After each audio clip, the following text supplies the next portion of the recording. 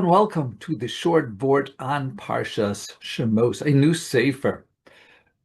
Moshe Rabbeinu is having a disagreement with the Kadosh Baruch Hu because Moshe Rabbeinu is rejecting Hashem's offer of leadership of the Bnei Yisrael.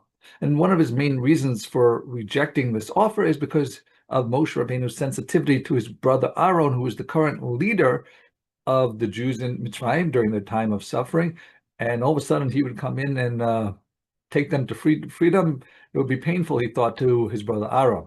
Therefore, in Parak Daled Pasuk Yud chapter 14, verse 14, Hashem explains to Moshe a winning argument, and he says, "V'gam hinehu yotzei l'kosecha," that Aaron is coming out to greet you, v'racha v'samach b'libo, and he will rejoice in his heart. And once Moshe heard that, instead of being jealous, Aaron would be happy for him, then Moshe Rabbeinu accepted to become the leader of the Bnei Yisrael.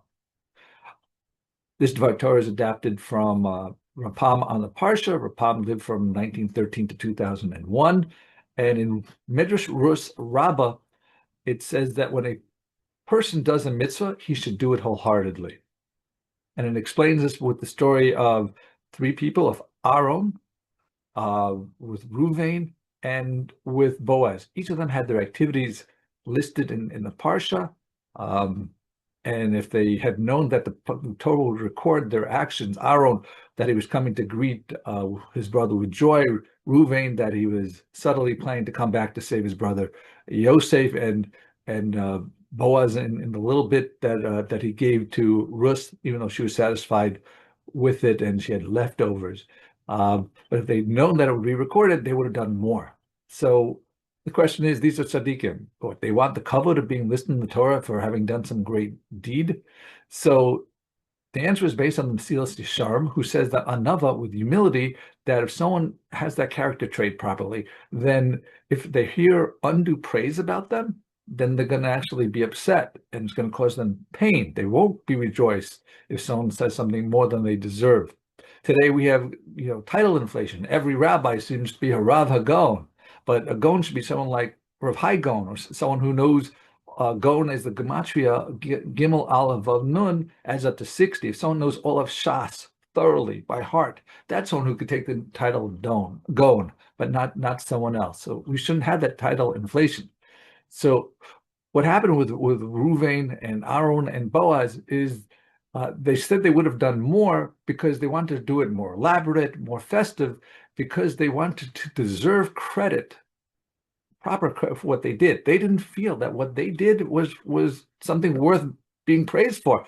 Of course, I'm happy for my brother. Of course, I want to save my brother. Of course, I'm giving a gift to Ruth. All these things, they didn't feel that's something to be praised. So therefore, they wanted to do something more elaborate, something that was in fact, worthy of the praise. Rapam continues to bring down the Midrash Rabbah that says that, in the time of the Nevi'im, then we had the Torah recorded. The Nevi'im recorded some people's good deeds in the Torah or in the Nevi'im and Kesuvim.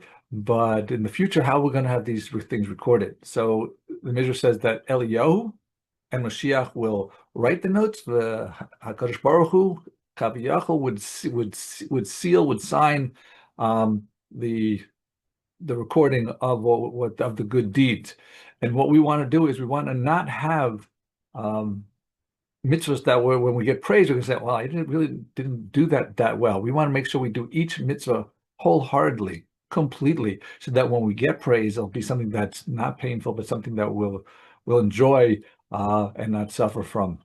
So thank you for listening, and do all your good deeds completely and with simcha. Thank you for listening. Like, share, and subscribe.